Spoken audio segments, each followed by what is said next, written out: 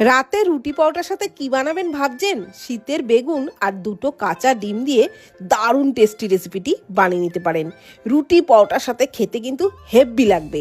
তো কড়াইয়ে সর্ষের তেলের মধ্যে দুটো কাঁচা ডিম ফাটিয়ে দিলাম, দিয়ে দিলাম সামান্য একটু লবণ, ডিমের ভুজিয়াটাকে ভেজে নামিয়ে নিলাম।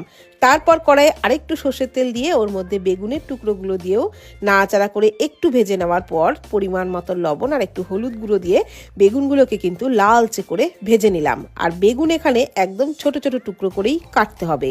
বেগুন তুলে নেওয়ার পর কড়াইয়ে আরেকটু তেল দিয়ে ওর মধ্যে গোটা জিরে, শুকনো লঙ্কা ফোড়নে দিয়ে দিচ্ছি থেতো করে নেওয়া রসুন আর চেরা কাঁচা লঙ্কা। নাড়াচাড়া করে একটু ভেজে নিয়ে সামান্য একটু গ্রেট করা আদা দিলাম, হাফ চামচ মতো। একটু নেড়েচেড়ে নিয়েই দিয়ে দিলাম বড় সাইজের একটা পেঁয়াজ কুচি।